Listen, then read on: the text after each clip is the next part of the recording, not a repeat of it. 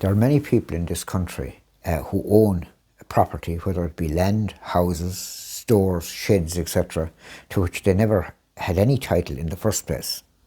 And the reason for that is there is a law in this country called the Law of Possessory Title. It's better known throughout the country as squatters' rights or squatters' title. What happens is if a house is left vacant, or a piece of land, or a store, or shed, or whatever, and somebody goes in and occupies it for a period of 12 years, they can then apply to the land registry to be registered as full owner.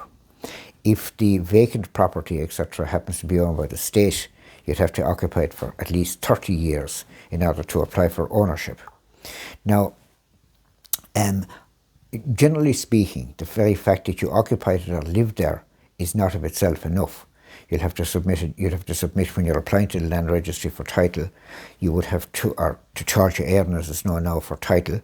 You would have to submit a detailed affidavit showing that you acted as if you owned the property. For example, that you put a gate there, or you put a lock on a gate, or you used the property for storage, or allowed cattle to graze there, some sort of act of ownership.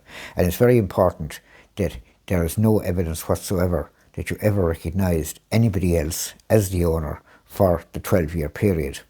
Now, this happens much more frequently than people think, and I personally know of cases where somebody, by just taking over a site which was unoccupied, they acquired title, and the site eventually proved to be quite valuable because obviously location, it can depend on location, it can depend on planning potential, etc. People who own or feel they own property that's not being currently occupied, for example, if an elderly person goes into a nursing home, etc., and leaves the house unoccupied, there's a couple of things they can do to try to ensure and protect their ownership against any potential squatters. They should keep a check with the land registry or charge of earn to make sure that the registration hasn't in any way changed, or that there's no application to change the ownership. They can also, involve themselves in activities or do something to show that they are still the actual owner. Like, for example, what I've said previously, putting up a gate, using it themselves, painting a house, etc. If somebody wants to rent out, some people think that if they rent out a property or a house for cash, that they'll avoid tax, etc., which of course we wouldn't approve of. But they feel that if there's no written agreement, that they'll escape the clutches of the revenue commissioners. They're very much mistaken in that regard, but some people they do rent property for cash. Now, in a case like that, they may not be able to prove that they received the cash.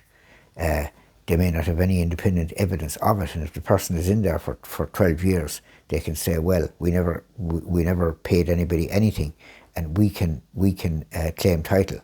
And that is a real danger. So basically my message is to people who own property, a vacant property, whether it be a site, a house, whatever, that they should keep an eye on it and make sure that there's evidence that they're the actual owners. In many of these cases, when somebody is claiming squatters' rights, the land registry demand evidence, sometimes from are influenced by evidence, sworn affidavits, etc., from witnesses in the locality to prove that the person not only occupied the property, but exercised acts of ownership, etc. There are many and varied cases, decisions by the courts over the years on what does or what doesn't constitute squatters' rights, because if the land registry or charge of earn can't come to a conclusion on an application, then the case has to go to court, obviously. So, in view of the fact that a lot of property has been acquired in this way, whether by encroaching on somebody else's property or by taking over a vacant property or whatever, people who actually own that property or who feel they own it or have title to it would need to be vigilant.